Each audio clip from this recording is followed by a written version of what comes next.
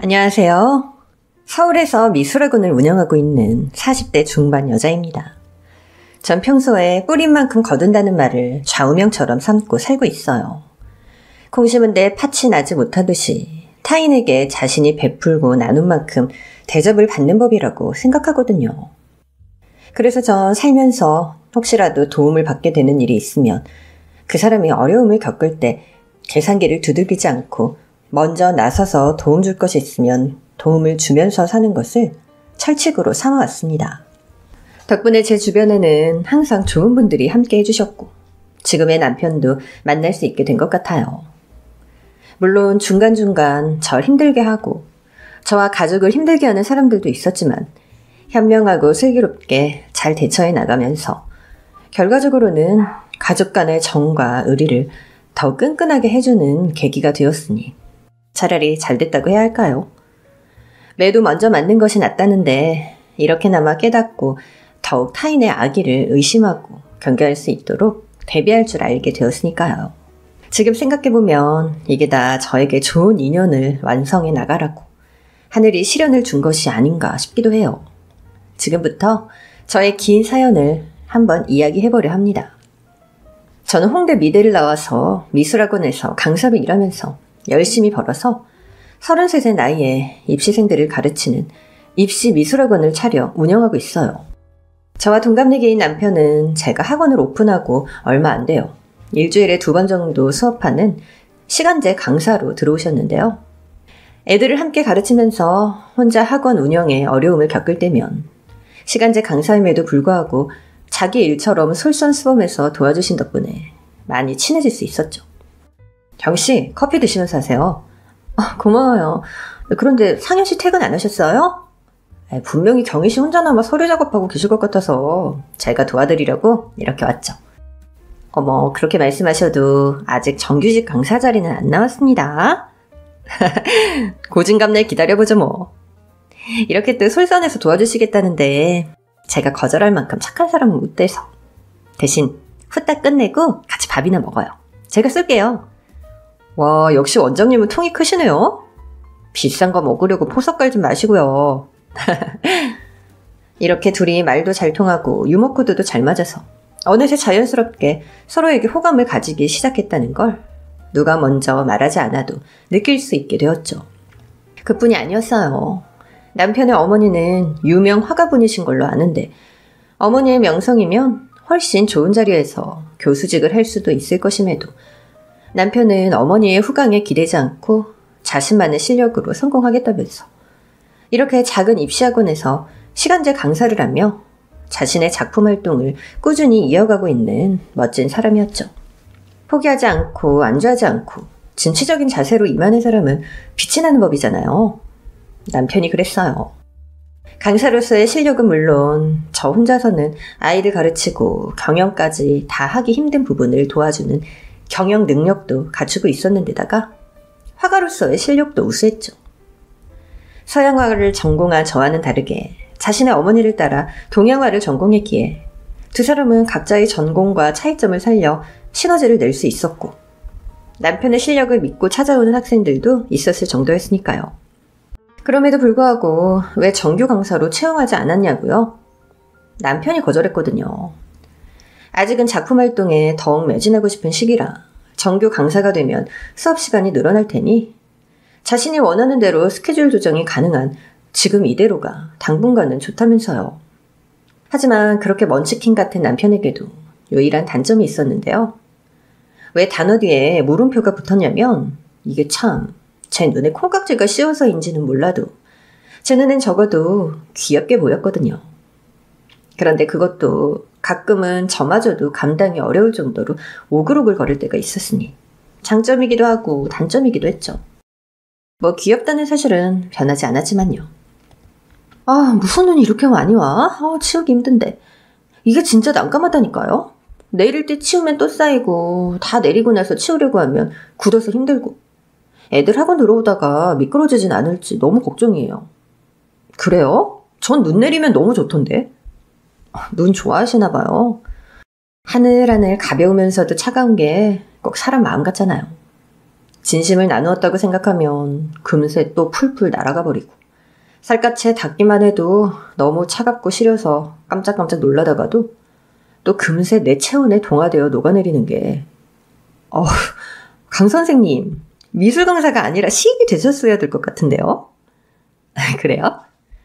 물론 낭만적인 해석도 좋은데요. 적을 치워야 하는 저를 좀 생각해 달라고요. 인생은 현실이잖아요. 아니면 눈 좋아하시는 강 선생님이 치워주시면 되겠네. 굳이 일부러 사람 손으로 옮길 필요 있나요? 날이 따뜻해지고 봄이 오면 눈도 녹을 텐데. 그러니까 그 전에 애들 들어오다 딱딱하게 언 바닥이 미끄러지잖아요. 그래서 내가 치워야 된다니까요. 지금 눈 치우기 싫어서 딴소리 하는 거죠. 그럼 원장님이 봄이신가 보네요. 제 마음도 사르르 녹이는 따사로운 봄. 세상에 내가 진짜 미치겠네. 아휴, 갑니다 가요. 오늘도 눈 쓰는 건 내 몫이지 뭐. 이런 식이었죠.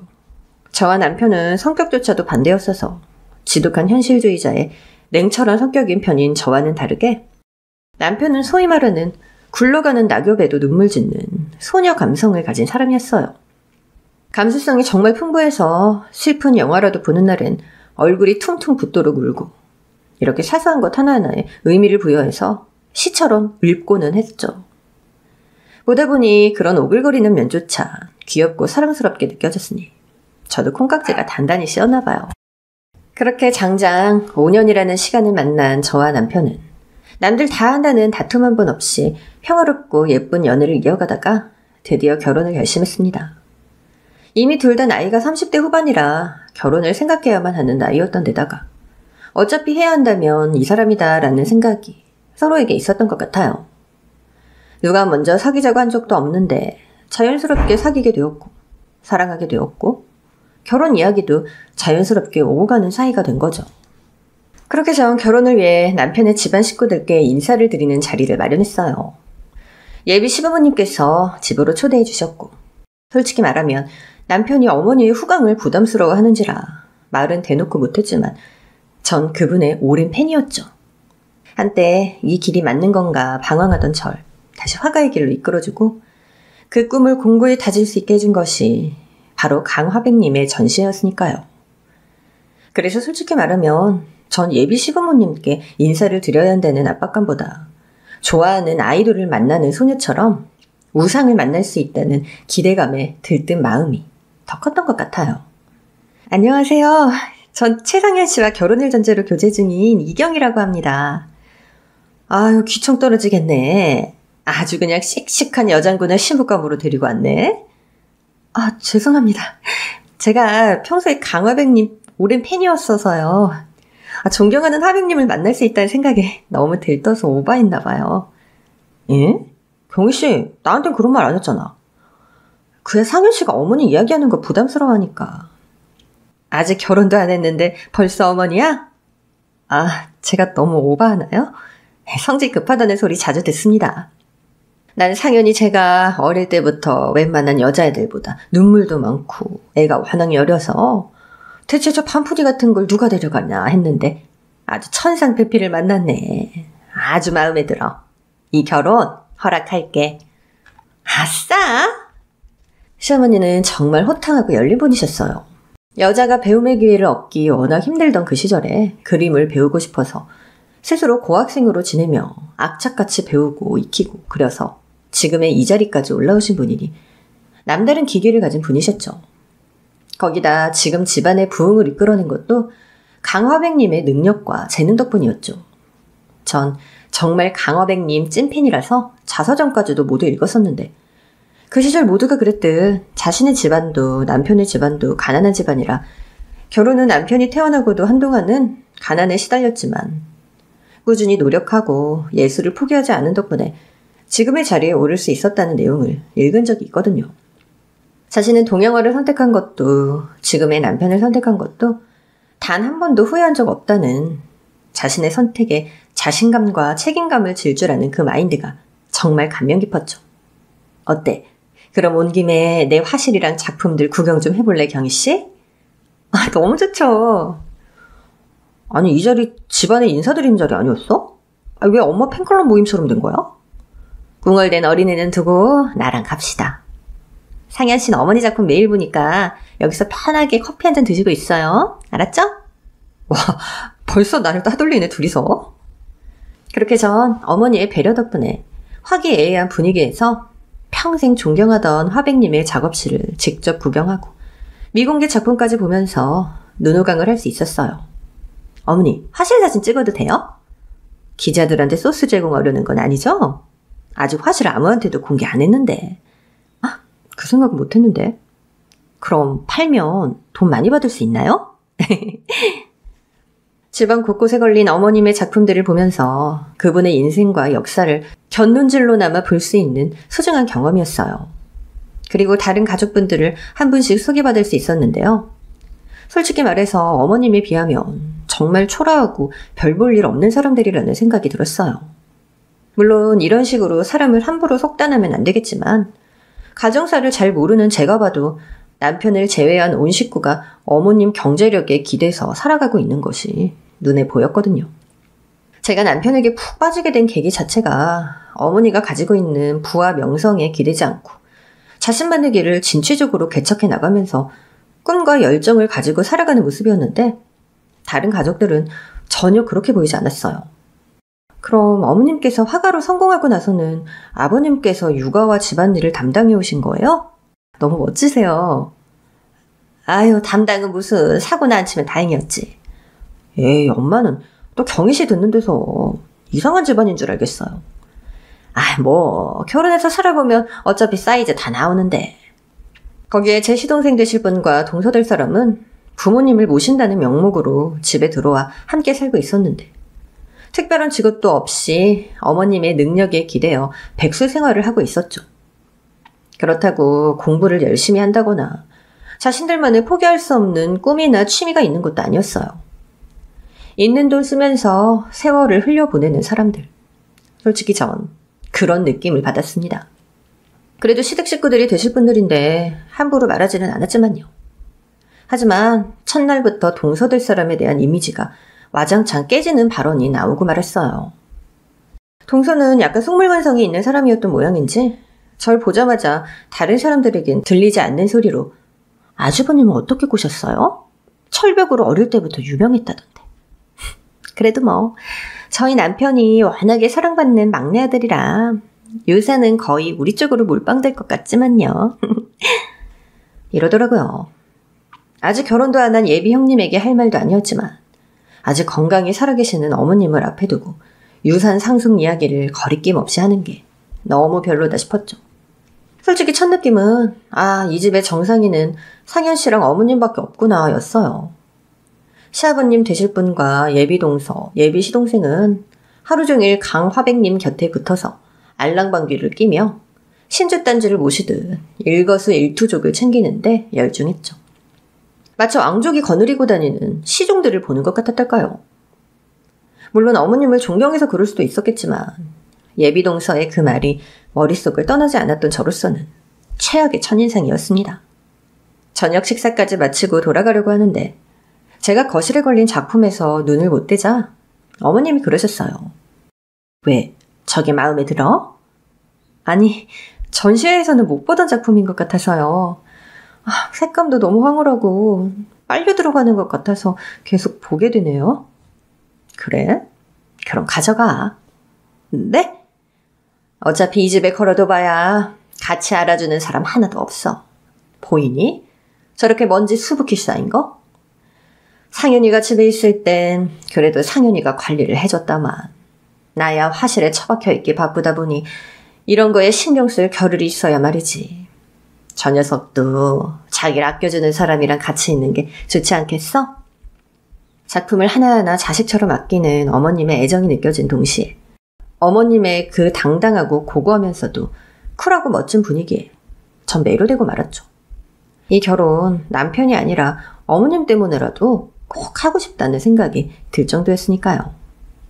그동안 존경하던 화백님의 며느리가 될 수 있다니 이거야말로 정말 성덕 아닐까요? 아무리 그래도 어머님 작품이면 손바닥만한 것도 수백만 원씩 하는데.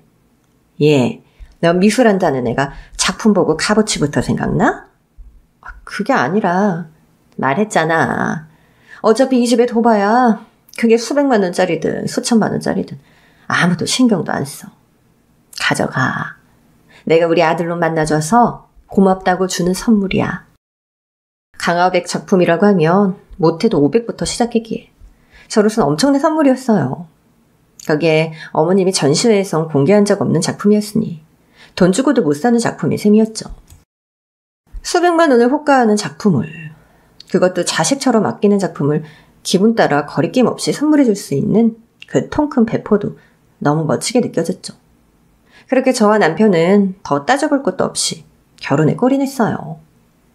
요즘도 남편은 이때 이야기를 하며 한평생 엄마를 부러워하거나 시기해 본 적이 없는데 그때만큼은 너무 질투가 나더라며 우스갯소리로 이야기하곤 한답니다. 남편은 저와 만나기 전부터 일찍 자신의 화실을 가지고 싶어서 독립을 했고 이제 와서 다시 시가에 들어가기엔 식구들이 이미 많아서 복잡한 건 싫으시다며 어머니가 쿨하게 거절했기 때문에 제가 남편의 화실이 있는 집으로 이사해서 신혼살림을 꾸렸죠. 그래도 저희 부부는 시댁에 자주 찾아뵈었어요. 주말에 한 번 정도, 어머님 작업이 너무 바쁘실 땐 격주에 한 번 정도 들러서 식사도 함께하고 티타임도 잠시 가지며 그림에만 빠져 사는 어머님께 숨 쉴 틈도 드리고 그랬죠.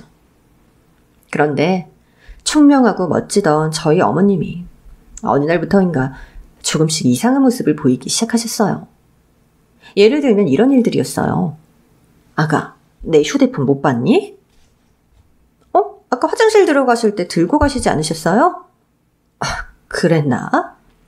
그래서 제가 찾아보겠다고 하고 화장실에 갔더니 휴대폰이 변기통에 빠져 있더라고요. 또 어떤 날은 세면대나 욕조의 물을 하루 종일 틀어놓으신다거나 방금 식사하시고 차 드시다 말고 오늘 점심 메뉴가 무엇이었냐고 묻기도 하셨죠. 그뿐만이 아니었어요. 작품에 대한 열정만큼은 타의 취종을 불허하는 분이셨기에 저희 부부조차도 오래 머물면 일에 방해된다고 일찍 돌려보내기 일쑤였던 어머님이셨는데 그 즈음부터 해서는 이상하게 거실에 멍하니 앉아서 허공만 바라보는 경우가 많아졌어요. 어머니, 여기서 뭐하고 계세요? 내가 언제 거실에 나와 있었지? 분명히 아까 붓을 쥐고 있었는데. 저희 오기로 한 거 잊으셨어요? 어제 왔다 가지 않았니? 아유, 뭘 또 와. 자꾸 매일 오지 마. 너 일도 바쁠 테고 나도 한가한 사람 아니다.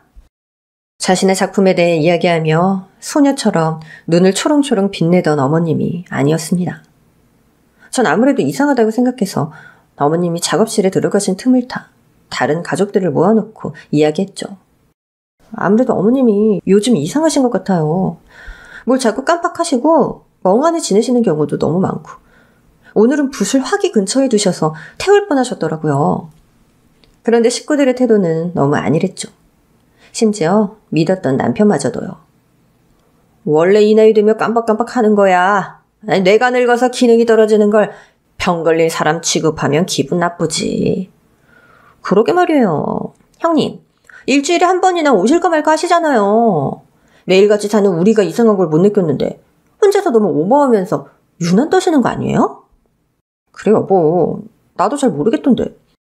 당신이 너무 걱정이 많아서 그래. 엄마 걱정하는 건 좋지만 스트레스 돼. 편하게 생각해. 다들 안전 불감증이라는 말도 몰라요? 사고가 왜 나고 왜 암 같은 걸 늦게 발견해서 손을 쓸 수가 없는 건데요. 이런 건 좀 유난을 떨어야 되는 거란 말이에요. 당신도 실망이야. 다른 사람도 아닌 어머님 일을 그렇게 얼렁뚱땅 쉽게 넘기려고 하다니.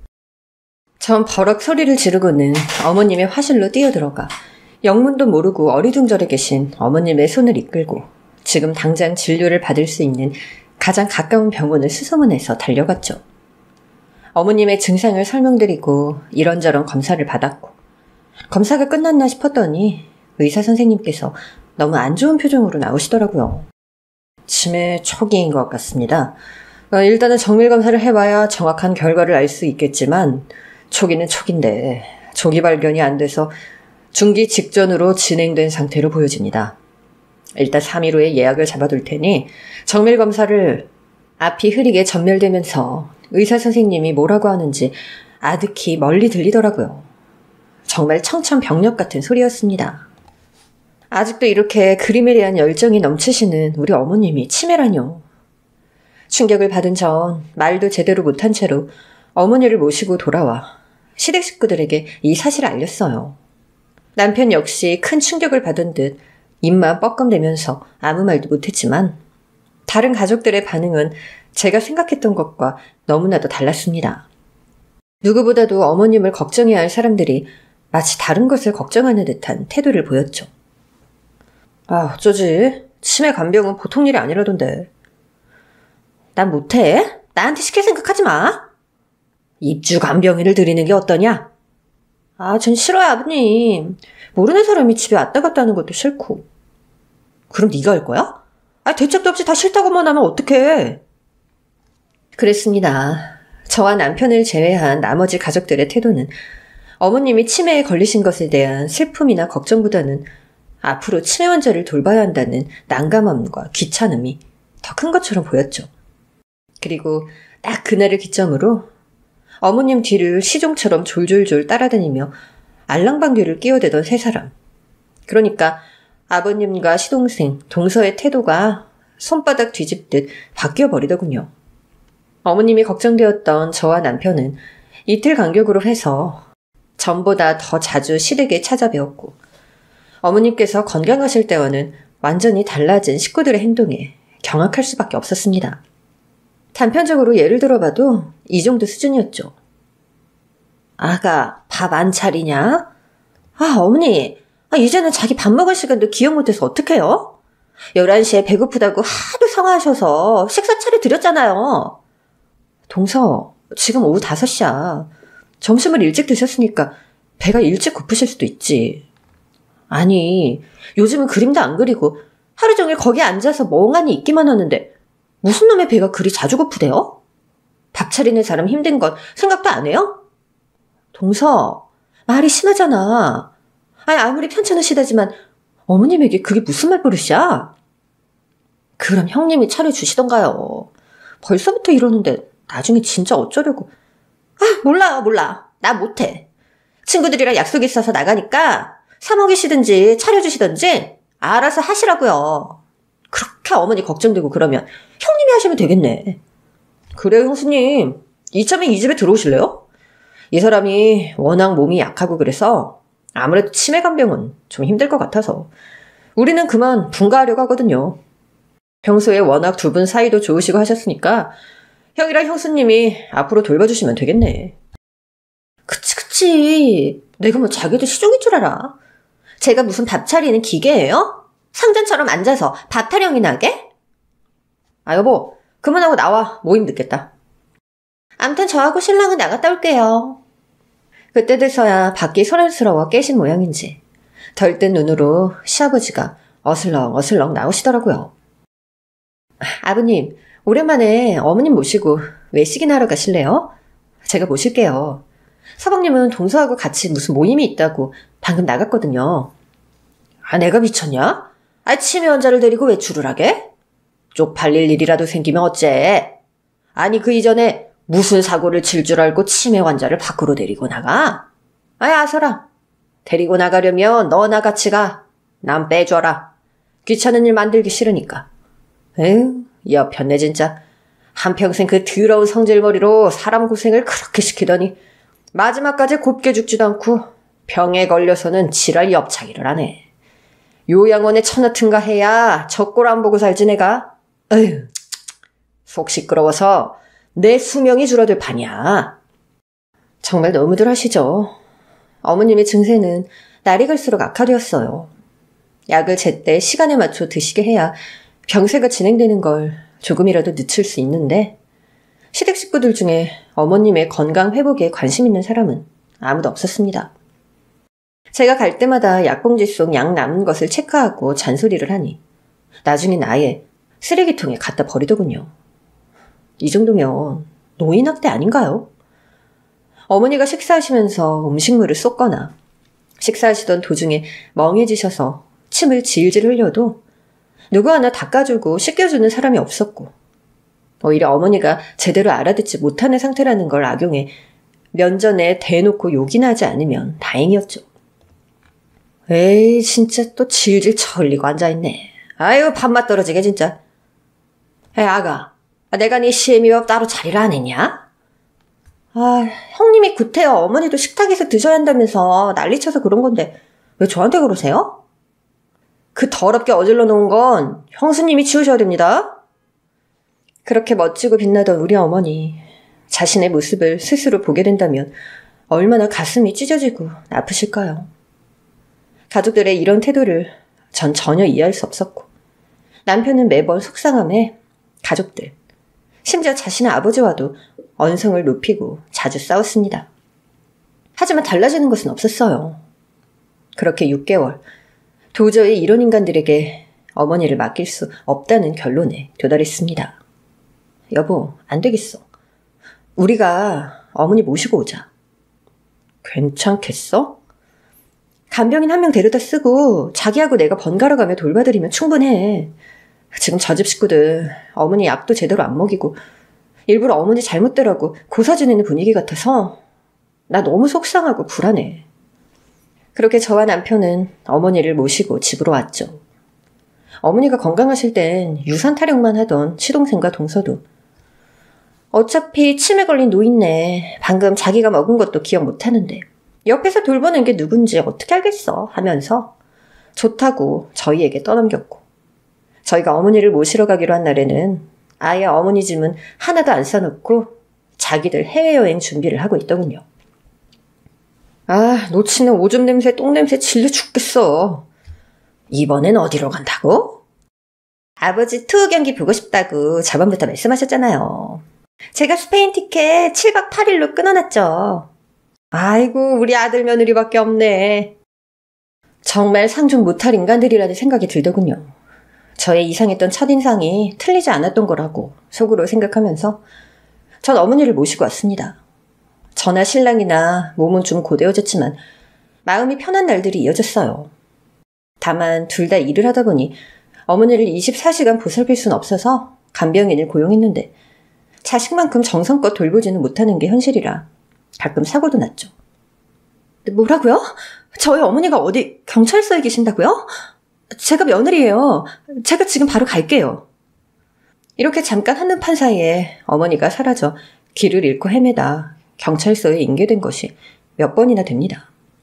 그때마다 저와 남편은 길길이 날뛰며 간병인을 교체했지만 치매가 온 노인은 사실 몸이 큰 아이와 같아서 통제하기가 쉽지 않았죠.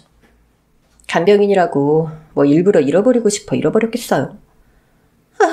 나 응가했어, 응가. 창피해. 너무 창피하고 냄새나. 괜찮아요, 어머니. 별거 아니에요. 우리 따뜻한 물에 들어가서 같이 목욕할까요? 어머니 좋아하시는 장미 입욕제 제가 사다 놨어요. 정말 하루 24시간이 부족하고 눈코 뜰 수 없는 날이 이어졌어요. 역시 저와 남편의 예상대로 어머니에게 가족들이 약을 제대로 먹이지 않은 것이 병세가 단기간에 악화된 원인이었던 모양인지 저희 집에 모셔와서 매일 약을 잘 챙겨드리고 삼시세끼 건강하게 봐드리니 어머니의 상태는 상당히 호전될 수 있었어요. 저희 집에 오고 석 달쯤이 되자 정신이 맑은 시간이 맑지 못한 때보다 더 길어질 정도였죠. 그것들은 내가 기억 못할 줄 아나 본데 내가 다 기억하고 있어. 정신이 맑지 못해서 생각을 못하는 것뿐이지 기억 자체가 다 날아가는 건 아니란 말이야. 어머니, 역정 내지 마세요. 몸이 안 좋으세요. 그것들은 내가 내일이라도 당장 죽길 바랄 거야. 어떻게 아들이란 놈이, 남편이라는 사람이, 며느리라는 인간이 날 그렇게 만들 수 있어? 맞습니다. 어머니의 기억은 온전치는 못했지만 가족들에게 당했던 방임과 학대를 어느 정도는 기억을 하고 계셨고, 이렇게 정신이 맑을 때면 그들에 대한 배신감과 분노에 치를 떨면서 울거나 화내기를 반복하셨죠. 그것은 얼핏 우울증 환자의 모습 같기도 했어요. 하긴 누구라도 사랑하는 남편, 내 배로 낳은 자식, 딸처럼 아끼던 며느리가 그리 하루아침에 변모하는 것을 보면 미치지 않고 백일까요? 내 인생 자체가 거짓이었던 거야. 난 대체 누굴 믿고 살았을까? 어머니, 그런 말씀 마세요. 어머님, 아니 강화백님 곁엔 저와 남편이 있잖아요. 고맙다 얘들아. 일이 병들고 늙어서 쓸모없는 날 거둬줘서. 저 엄마도 그런 약한 소리 하지 마시라니까. 하지만 세상은 참 야속하죠. 저희 부부의 노력에도 불구하고 어머니의 병세는 점점 더 짙어져 갔습니다. 치매약이라는 것이 치매의 진행을 늦추는 역할을 해줄 뿐 아직까지 현대의학으로 완치 방법이 없는 질병이니까요. 거기다 그 집에서 산 6개월 동안 약을 제대로 못 드신 것이 치매가 악화되는 결정적인 원인을 제공했죠. 어느 날의 일이었어요. 간병인 퇴근 시간에 맞춰 저도 퇴근 준비를 하고 남은 업무는 남편에게 맡기고 곧바로 집에 갔죠. 그런데 이게 웬일인가요? 왔니? 어머니는 노을이 지는 거실 창가에 앉아 계셨어요. 모처럼 아주 밝고 맑은 표정으로 웃으시면서 말이죠. 그 멋지고 아름답던 때로 돌아간 것 같아 갑자기 눈물이 핑 돌더라고요. 어머니의 앞에는 제가 혹시 몰라 시댁에서 가져온 뒤로 남편의 화실 한 구석에 놓인 채 먼지만 쌓여가고 있던 어머니의 이젤과 물감, 붓이 놓여 있었죠. 붓 잡으시려고요? 그래, 오늘은 머리가 맑구나. 아이디어가 떠올라. 전 이게 꿈인가 싶어 볼을 세게 꼬집었죠. 제가 너무 우울해하고 슬퍼하고만 있으니 뇌가 보여주는 환상인가 싶어서요. 하지만 정말 현실이었어요. 그럼 지금 어머니가 정신이 완전히 돌아온 건가 하는 생각이 들었죠. 지금까지도 저희 부부가 돌본 이후로 간간히 정신을 차리시긴 하셨지만 그림을 그릴 수 있을 정도는 아니었거든요. 어머니, 정말 괜찮아지신 거예요? 제가 누군지 알아보시겠어요? 어머니는 팔레트를 주고 물감을 풀기 시작하셨죠. 새빨간 노을이 지는 석양을 등 뒤로 한 채 말이에요. 그렇게 등을 진 어머니의 고개가 끄덕끄덕 작게 움직이는 것을 본 전 울컥 눈물이 터지고야 말았습니다. 불과 1년 전까지만 해도 보았던 어머니의 멋지고 아름다운 기품과 예술적 에너지가 다시 느껴지는 듯한 마음에 벅차 올라서요. 드디어 저와 남편의 정성이 보답을 받는구나. 드디어 하늘이 어머님을 다시 우리 품으로 돌려주시는구나 하는 마음이 들었어요. 어머니는 그림을 그리기 시작하셨어요. 저와 남편이 시댁에 처음 인사를 드렸을 때처럼 막 결혼했을 당시처럼 당당하게 어깨를 편 활기찬 모습으로요. 아가, 네 어머니 뭐 필요하신 거 있으세요? 아니 그게 아니라 나 미국에 다녀올까 한다. 네? 갑자기요? 오늘 아침 정신이 맑아서 나를 오래 봐준 주치의를 만나고 왔어. 그가 내게 권하더구나. 지금 미국에서 치매 신약 개발을 하고 있는데 지금 심판되는 약보다 진행 속도를 더 늦출 수 있는 약이라고. 임상시험 참가자를 구하는데 내가 거기에 참가해 보려고 한다. 어머니, 아무리 그래도 신약은 무슨 부작용이 있는지 모르는데 너무 위험하지 않을까요? 지금보다 더 위험해봐야 죽기밖에 더 하겠니? 어머니의 말씀에서 저는 깊은 슬픔과 회한을 느낄 수 있었어요. 자신이 정신이 맑지 못할 때 하는 행동들, 믿었던 가족들로부터 당한 모멸과 괴롭힘. 그 모든 것들이 어머니의 가슴 속에 가시처럼 콕 박혀있는 거겠죠. 마음 같아서야 안전하게 제 곁에 계시라 말씀드리고 싶지만 자신의 의지로 선택하시겠다는데 누가 뭐라고 할 수 있을까요? 이미 참가하겠다고 서류에 사인도 하고 왔다. 내일은 당장 내가 또 제정신으로 있을지 모르니 생각을 할 수 있을 때 해둬야 하지 않겠니? 그럼 저랑 같이 가요, 어머니. 제가 함께 있을게요. 그럴 거 없다. 그래도 혼자 미국에 가 계신다는 건 제가 걱정이 돼요. 넌 벌써 날 거동도 못하는 노인 취급하니? 나도 미국에 친구 정도는 있어. 걱정 마. 임상시험 중에 보안이 철저해야 해서 연락이 잘 안 될 수도 있다고 하니까 그렇게 알고 너무 걱정 마. 지금보다 나빠져봐야 죽기밖에 더 하겠냐는 말이 참 가슴에 남았죠.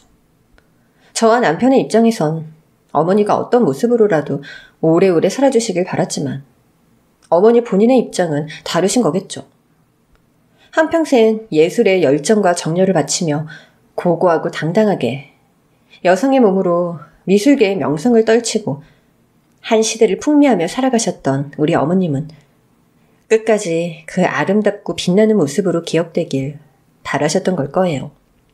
그렇게 어머니는 미국행 비행기를 타고 떠나셨습니다. 어머니의 출국 당일에도 그치들은 그 입을 가만두지 않았어요. 어머니가 요즘은 저희 집에서 약도 밥도 잘 드시고 건강 잘 챙기고 계시다는 걸 몰랐으니 할 수 있는 말들이었겠죠. 가긴 어딜 가? 이 노인네 진짜 농막나더니 가지가지하네. 아, 이러나 저러나 죽는 건 마찬가지인데 뭐하러 미국까지 돈까지 쓰면서 죽으려고 해? 당신은 그냥 큰며느리 해주는 밥 먹으면서 평온하게 가는 게 가족들한테 돋보가는 길이야. 그런 망언을 듣고도 어머니는 어쩐지 초연한 표정으로 말없이 뒤돌아서셨습니다. 저는 분명히 맑은 정신실 텐데 하고 의아하긴 했지만 어머니의 미국행을 돕기 위해 고용한 사람에게 우리 어머님 제발 잘 부탁드린다고 수십 번을 인사하고 떠나는 사람보다 보내는 사람이 더 발길이 떨어지지 않는 배웅을 했죠. 그렇게 시간은 속절없이 흘러 1년의 시간이 지났어요. 다행히 임상시험은 잘 끝났고 현지 관계자에게 어머니의 치매 진행이 거의 멈춘 것을 확인했다며 덕분에 지금은 정신이 맑을 때가 그렇지 않을 때보다 훨씬 길어졌다는 희소식을 전해주었죠. 다만 아직 시판된 약은 아니기에 임상시험이 끝난 후에도 계속 복용할 수는 없으니 귀국 후에도 원래 먹던 약을 꾸준히 먹으면서 철저한 관리를 해주어야 유지가 될 것이라고 했어요. 어머니가 귀국하시던 날 어머님의 병세가 많이 호전되어 멀쩡해졌다는 소식을 들은 시동생과 동서 그리고 시아버지까지 인천공항으로 불이 나게 달려왔습니다. 어머니! 여보! 시동생, 동서, 아버님 누구랄 것도 없이 어머님이 아프실 때 그렇게 구박했던 것은 싹 잊은 듯 가식적으로 웃으며 어머니를 환대했죠. 전 당연히 어머니가 그들을 냉랭하게 대할 줄 알았는데 이게 웬걸요? 어머니는 도리어 활짝 웃으며 동서와 포옹까지 하셨습니다. 그래, 다들 잘 지냈니? 어머니 건강 회복하셔서 너무너무 기뻐요. 1년간 제가 어머니 걱정에 잠도 제대로 못 자고 살이 홀쭉하니 빠졌다니까요. 나 참 말은 잘한다. 어서 가자. 늙은 몸으로 비행기 계속 타고 있었더니 엉덩이 결려 죽겠더라. 의아한 마음에 말도 못 붙이고 있던 전 어머니가 동서와 팔짱을 끼고 공항 밖으로 나가려고 하시는 걸 보자마자 퍼뜩 정신을 차렸어요. 어머니! 제 목소리에 어머니가 천천히 뒤를 돌아보셨습니다. 그런데 뒤돌아본 어머니의 표정은 더 이상 제가 알던 그분이 아니었죠. 그래, 너도 있었니? 몰랐구나. 어머니, 그동안 나 피곤해. 할 이야기 있거든. 집에 가서 하면 안 되겠니? 지금까지 저들에게 당한 일도 저와 남편에게 지극정성으로 보살핌 받았던 것도 다 잊은 것 같은 차갑게 얼어붙은 눈빛 앞에서 전 눈물이 왈칵 쏟아졌습니다. 어머니가 건강해지셔서 좋아해야 하는데 저를 잊었다는 사실에 서운함을 느끼는 제가 너무 이기적으로까지 느껴졌어요.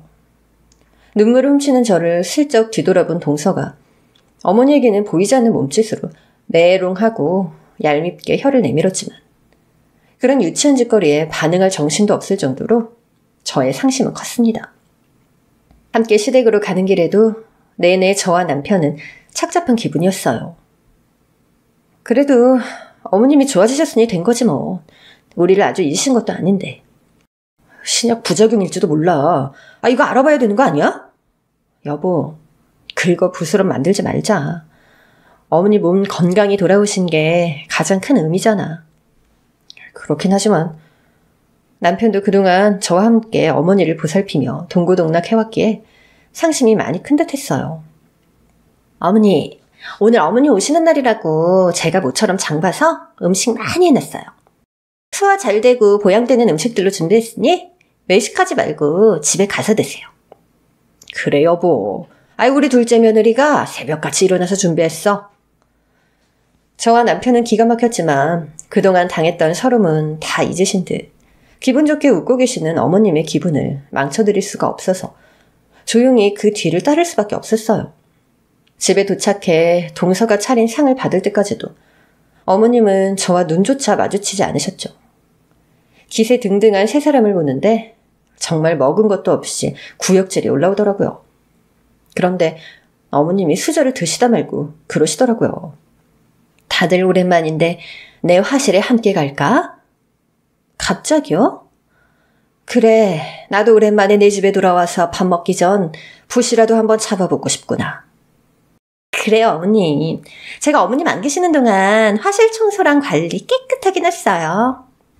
어머님 귀국 소식에 부랴부랴 했다는 소리를 제가 모르지 않았던 터라 그냥 코웃음만 나왔죠. 그렇게 어머니는 식사 시작 전 온 식구를 데리고 화실에 가셨어요. 오랜만이네, 이 감촉. 어머님은 자신의 붓과 이젤, 그리고 그림 도구들을 그리움에 잠긴 눈으로 바라보시다가 아크릴 물감을 집어 드셨죠. 오랜만에 붓을 드시려나 싶은 마음에 지켜보고 있는데 이게 웬걸요. 물감을 들고 갑자기 돌아서신 어머님은 아크릴 물감을 시동생과 동서, 그리고 시아버지에게 마구 뿌리기 시작하셨어요. 이게 무슨 짓이에요? 내 눈에 들어갔잖아. 이 옆에 내가 미쳤네. 치매 좋아진 거 아니었어? 세 사람은 난리 법석을 떨었고 저와 남편도 경악한 얼굴로 어머니를 말렸습니다. 그도 그럴 게 아크릴 물감은 일반적인 수성 물감과는 달라서 한번 묻으면 지우기가 정말 힘든 종류였거든요. 물론 미술에 대해서 전혀 모르는 세 사람이 이에 대해 알 리는 없겠지만요. 어머니, 진정하세요. 저와 남편의 말소리에 어머니는 조금 진정한 표정으로 입을 떼시더라고요. 이 씹어먹어도 시원찮을 것들. 내가 치매 걸렸다고 다 잊은 줄 알았지? 어림도 없어 이 짐승만도 못한 것들아. 너희가 나를 앞에 두고 언제 죽나 고사 지내면서 산 사람 앞에 두고 죽으면 유산 어떻게 갈라 나눌 건지 대놓고 사람 모욕 주고 멸시한 거 내가 제정신이 아닐 때 나를 어떻게 취급했는지 잊었을 것 같아? 어림도 없어. 난 죽을 때까지, 아니 죽어서도 너희 연놈들이 나한테 한지 가슴에 뇌에 새기고 절대 잊지 않을 거야. 금수만도 못한 것들을 가족이라 믿고 먹이고 입히고 재운 내가 제일 미련한 인간이지. 그랬습니다. 어머니는 미국에서 임상시험에 참가하여 치료를 받으시면서 맑은 정신을 오래 유지할 수 있었고 세 사람의 만행을 잊지 않고 이를 갈며 귀국 후 복수를 다짐하셨던 거예요. 뭐하니? 너희 집으로 어서 가자. 배고프구나. 음식에 뭘 탔을 줄 알고 내가 저것이 만든 밥을 먹어. 어머님은 저에게 그렇게 말씀하시며 어서 가자고 하셨어요. 어안이 벙벙한 저와 남편은 서둘러 어머니를 집으로 모시고 왔고 급하게 차린 밥상을 아주 흡족해하며 드시던 어머님은 그런 이야기를 꺼내셨어요. 보다시피 내가 치매가 나은 게 아니야. 아직은 완치법이 없다고 하니까 진행이 늦추어졌을 뿐 내 머리는 계속 늙어갈 거고 병은 조금씩이지만 천천히 진행되겠지. 어머니, 나 너희 앞에서 그런 꼴 2번은 보이기 싫다. 이건 내 자존심 문제야. 서로 피곤하게 살지 말고 날 대한민국에서 제일 비싸고 좋은 요양시설로 보내다오. 요즘은 돈 내면 안 되는 게 어딨니? 어머님, 그게 무슨 말씀이세요? 저희가 모실게요. 그곳에 가면 의사부터 간호사까지 전문 인력들이 날 돌볼 텐데 비전문가인 너희가 돌보는 것보다 나에게도 훨씬 좋은 일이야. 대신 자주 보러 와다오.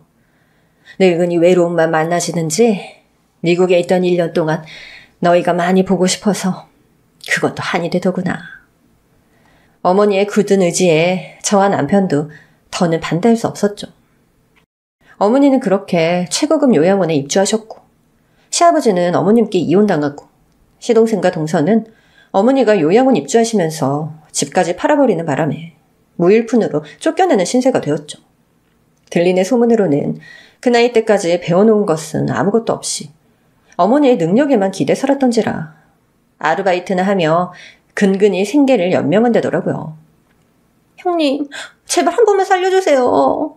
남편이 열이 많이 나고 너무 아픈데 병원비도 없어요. 제발요. 네? 어머님이 형님 말씀을 들어주실 거예요. 웃기지 말아요. 내가 왜 당신 형님이야. 전 사람 아닌 것들하고는 상종 안 합니다. 동서와 시동생이 몇 번이나 찾아와서 이렇게 빌고 빌었지만 그때마다 저와 남편은 경찰을 불러 쫓아냈죠. 시어머니는 요양원에 입주하신 후 본인의 막대한 재산을 하나하나 천천히 남편에게 증여하는 절차를 밟고 계세요. 시동생과 동서는 이 사실을 알고 어떻게든 자신들의 몫을 찾겠다며 소송을 걸겠다고 하지만 변호사 선임할 돈도 없는 인간들이 웃기지도 않는 말이죠. 오늘은 일주일에 한 번 어머님을 뵈러 가는 날이에요. 어머님께서 여생을 평온하게 그리고 그리고 싶은 그림 마음껏 그릴 수 있도록 이 사연을 들어주시는 분들께서도 저희 어머님의 행복을 빌어주셨으면 합니다. 오늘의 사연은 여기까지입니다. 오늘 사연이 재미있으셨다면 구독, 좋아요를 꼭 눌러주세요. 안녕!